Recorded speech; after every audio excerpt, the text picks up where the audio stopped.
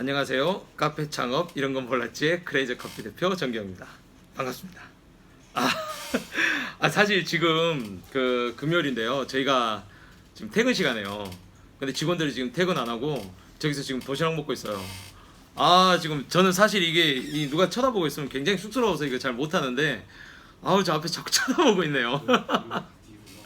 그래서 사실 오늘 이렇게 영상을 찍을 계획이 없었어요. 사실 찍을 계획이 없었는데 오늘 낮에 저희 굉장히 오늘 좀 또 바쁘고 뭐 이게 했었는데 자꾸 카톡을 이게 물어보시는 분이 계셔서 그게 답변을 하다가 좀 솔직히 좀 화가 났습니다.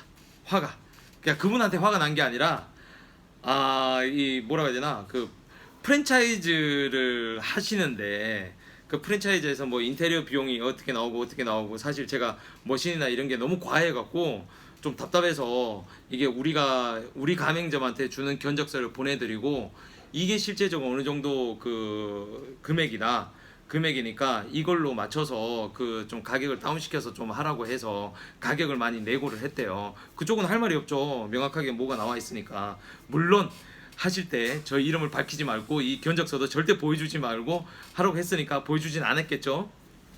어쨌든 그걸 가지고 좀 했었는데 갑자기 이제 또 연락이 오셔갖고 제가 어제 사실은 저한테 물었는데 제가 너무 바빠갖고 뭐 답변을 해준다는 게 미팅도 너무 늦어지고 해서 이게 답을 못 드렸어요. 그래서 오늘 아까 점심 때 연락이 오셨는데 그때도 이제 계속 답변을 못 하다가 이제 시간이 나서 제가 카톡으로 이제 답변을 좀 해줬거든요.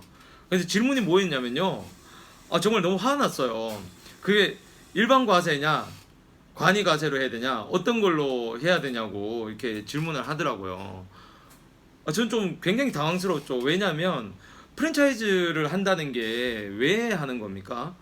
그런 모든 행정 절차라든가 그런 것들을 굉장히 편하게 하려고 그 비싼 돈을 내고 프랜차이즈를 하는 건데 본사에서 그런 것도 왜 어떤 걸 택해야 되는지, 일반 과세를 하는 게 좋은지 간이 과세로 하는 게 좋은 건지 이런 것도 안 가르쳐 주고, 그것도 다짜고짜 인테리어 이제 견적서를 내야 되고 인테리어를 이제 비용을 초반에 계약금을 내야 되는데 세금 계산서를 발행해야 되니까 일반으로 하실 건지 간이 과세로 하실 건지 빨리 결정하라고 가맹점한테 그렇게 툭 던져놓고 뭐 결정하라는 식으로 이렇게 하라면 뭐 그게 뭐예요?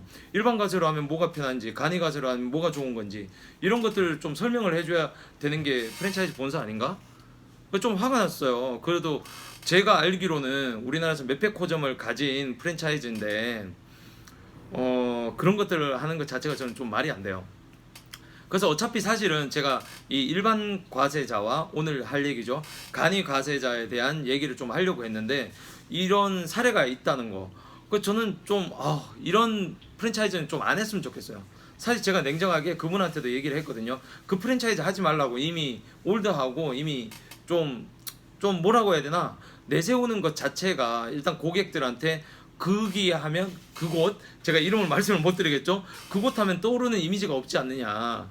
그래서 그런 데를 하느니 차라리 이디야를 해라. 어떻게 하셔든 이디야를 하든지 그렇게 하라고 했었는데 이디야는 뭐 점포라든가 뭐 이런 출점 제한 때문에 좀 못했던 것도 있고 다른 데를 알아보지 못하고 남편분께서 무조건 거기를 해야 된다는 좀 그런 게 있었나 봐요. 그래서 좀 앞이 좀 걱정되긴 해요. 걱정되긴 하지만 어쨌든 그분은 꼭 성공을 하시길 저는 바랍니다. 자, 그래서 다시 이제 본론으로 돌아와서요. 우리가 일반 과세로 해야 될지 간이 과세를 해야 될지를 여러분들이 좀 아셔야 돼요. 우리가 처음에 이제 영업등록증을 만들고 뭐 이렇게 이것저것 다 끝나고 난 뒤에 제일 마지막으로 하는 게 사업자 등록증을 신청하러 가는 거예요. 근데 그걸 어디서 하냐? 이렇게 구청이 아닙니다. 사업자 등록증은 무조건 세무사로 가야 돼요. 세무서. 그 세무서를 가서 이제 신청을 할 때 일반 과세로 할지 간이 과세로 할지 이제 결정을 하는 거예요. 그때 세무서 직원이 물어보죠. 이제 뭐 일반 과세로 하실래요? 간이 과세로 하실래요? 그때 좀 많이 당황하시는 분들이 계세요. 의외로 되게 많아요. 왜냐면 그런 것 자체에 대해서 뭐 인식하지 못하고 있고 사업을 해보지 않았기 때문에 이게 뭐가 뭔지 모르시는 분들이 많은 거예요. 그럼 누가 이제 주변에서 좀 이런 조언을 해준다면 미리 이제 알고 가셔서 이제 신청을 하는 경우가 많은데 그때까지도 뭐가 뭔지 모르시는 분들이 많아요. 이 자영업을 안 해봤기 때문에. 물론 이제 회사에서 그런 걸 다뤄보신 분들이라면 그게 대해서 좀 어느 정도는 알 수 있다고 하시는데, 전혀 모르는 상태에서 그런 질문을 당하면 진짜 뭘 해야 될지 모르시는 분들 많아요. 심지어 세무서 가서 신청을 하러 갔다가 다음에 결정할게 하고 다시 되돌아오시는 분들도 생각 외로 많습니다. 정말 많습니다. 그래서 일단은 제가 오늘 같은 경우는 이 뭐라고 해야 되나, 이 일반 가세자, 간이 가세자가 사실 표로 이렇게 설명을 해드리면 너무 길어요. 또 복잡한 것도 많고, 그래서 미리 영상을 만들어 뒀습니다. 저희 영상 이 만드는 친구한테 요 표로 좀 만들어서 미리 만들어 달라고 했습니다. 지금 띄우겠습니다. 아, 이건 뭐 편집으로 되겠죠.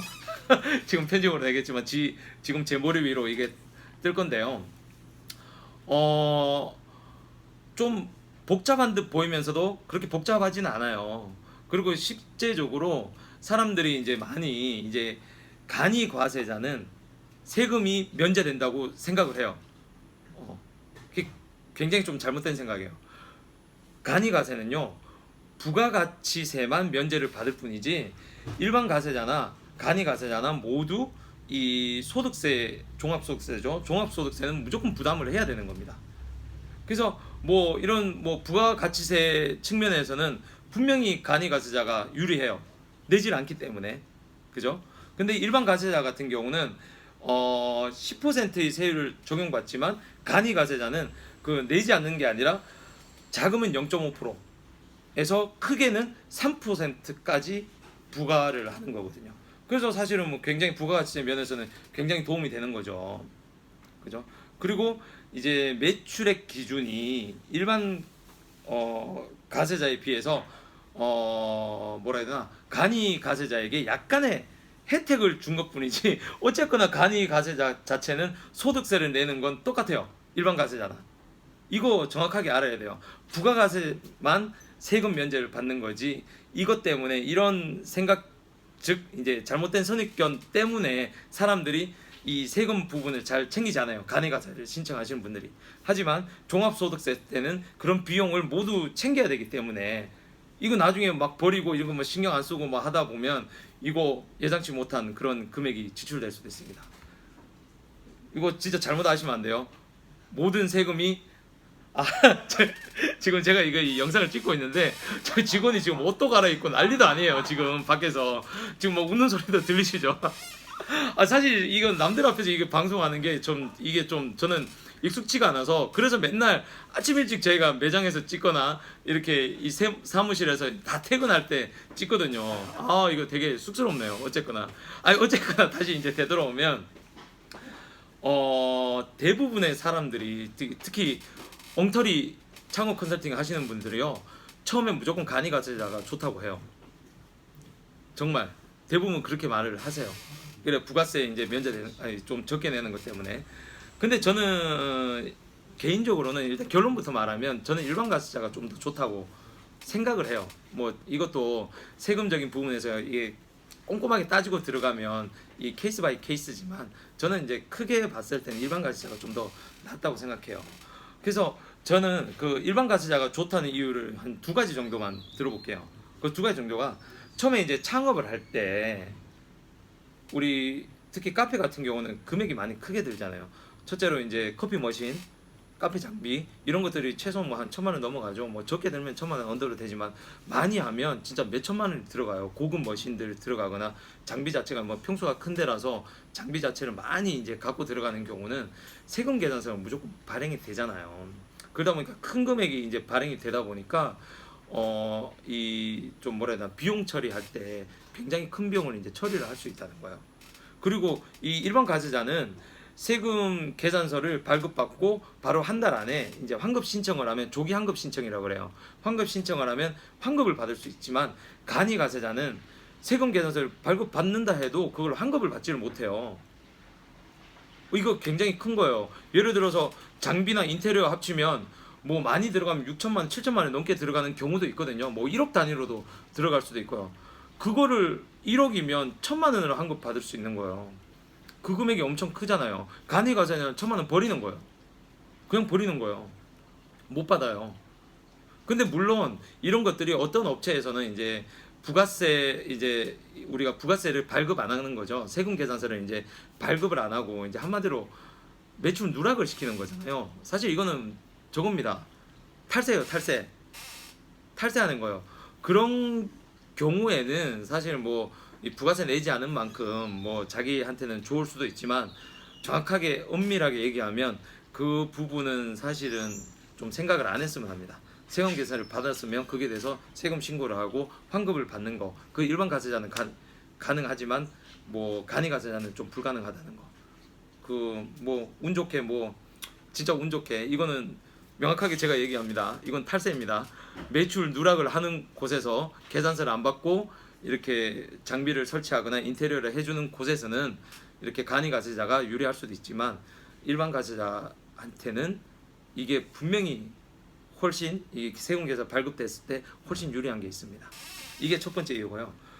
두 번째는 간혹 가다가 매우 간혹 가다가 이제 케이터링을 나가는 경우가 있어요. 카페를 하다 보면 케이터링이나 뭐 이렇게 뭐 물건을 뭐 크게 판매하는 경우가 있는데 어떤 회사에서 그걸 구매를 할 때 세금 계산서를 요구하는 경우가 있어요.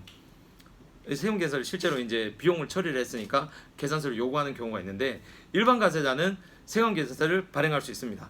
그런데 간이 가세자는 세금 계산서를 발급을 못 해요. 그걸 하지 못합니다. 근데 이것도 뭐 물론 이 간이 가세인 경우에도 카드 결제를 하면 세금 계산을 발행 뭐 개선될 수도 있지만 어떤 업체들 같은 경우는 굳이 세금 계산서를 요구하는 경우가 있거든요. 그래서 간이 가세자와 같은 경우는 그런 매출을 놓칠 수가 있죠. 그런 좀 안 좋은 점이 있습니다. 그러나 일반 가세자는 세금 계산서를 발행할 수 있다는 거. 그게 좀 차이죠. 이게 또 이 마지막으로 이게 간이 가세자 같은 경우는 이게 천년만년 그렇게 간이 가세자 되는 게 아니에요. 연매출이 이 표로 한번 보셨죠? 그거 참 캡처하셔야 돼요. 이게 시간이 한 20초 정도밖에 안 되기 때문에 그걸 캡처하셔서 이렇게 보시면 돼요. 자료 정리를 하시면 되고요. 간이 가세자 같은 경우도 1년이 지났을 때 그 매출이 4,800만 원이 넘어서면요 자동으로 일반 가세자로 넘어가게 돼 있어요. 그래서 딱 1년 동안 세금 혜택을 받는 거예요. 하지만 저는 이 부가세라든가 종합소득세 이런 걸 고려한다 그러면 일반 가세자가 유리하다고 저는 좀 봅니다. 왜냐하면 매출이 여러분들 연매출이 4,800만 원 미만이면 월로 따지면 한 달에 400만 원은 조금 넘는 숫자잖아요. 그러면 장사 하나만 아닙니까? 그죠? 안 하는 게 낫잖아요. 오히려 그 정도 매출이면 그죠? 카페에서 그 정도 매출 나온다는 거 월세 좀 평수 큰 데는 월세 정도 매출인데 그거 갖고는 아무것도 안 되는 거예요. 그래서 어쨌든 여러분들 선택은 여러분들이 하는 거지만 요것저것 이제 꼼꼼히 따져보다 보면 어떤 게 좋은지가 이제 좀 눈에 보여요. 근데 제가 말한 이런 한 두 가지 정도 경우를 따져봤을 때는 일반 가세자가 좀 유리하다고 저는 생각이 됩니다. 물론 간이 가세자는 초반에 이제 그 종합소득세나 이런 것도 따져봤을 때 유리한 경우도 있어요. 근데 진짜 이거 얘기 안 했다. 이거 제가 좀 깜빡했네요. 그 카드 결제할 때도 우리는 부가세 여러분들이 이제 특히 이제 간이 가세들 같은 경우는 부가세 받는 거를 내질 않기 때문에 그런 거는 유리해요. 간이 가세자가.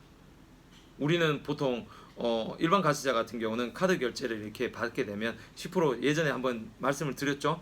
그 부가세 부분 10%가 붙어 있다는 거 메뉴 가격에 그 10%에 대해서 우리가 그 세무서에 이제 토해내야 되지만 국가에 토해내야 되지만 간이 가세는 그걸 토해내지 않아도 된다는 거. 이거는 좀 유리한 부분이네요. 어쨌거나 이 부분에 대해서는 여러분들이 좀 더 고민을 하시고 좀 결정을 해주시면 될 것 같습니다. 자 마지막으로 제가 오늘 드리는 거 오죽자는 프랜차이즈 하지 마세요. 좀 제발. 네 진짜 아까 상담해주면서 진짜 저희 직원들이 그래요. 그거 왜 상담해주냐고. 그 프랜차이즈 본사에서 해야 되는 거. 제가 오지랖이 넓어서 그래요. 진짜 오지랖이 넓어서 진짜 이런저런 상담을 제가 다 받아주고 있는데 여러분들 제가 또 한마디 말씀드릴게요. 제가 상담 이렇게 해주고 하는 거 정말 제 시간 쪼개서 하는 거거든요. 여러분들 진짜 고마워하셔야 됩니다. 참 제 입으로 얘기하기 참 굉장히 쑥스러운데요. 정말 비싼 몸값이에요. 그거 여러분들 이렇게 도움 받는 거 저한테 좀 당근 몰라도 고맙다 한마디만 해주시면 고맙겠네요. 오늘은 이만 하도록 하겠습니다. 이 불금 잘 보내시고 주말도 잘 보내십시오. 감사합니다.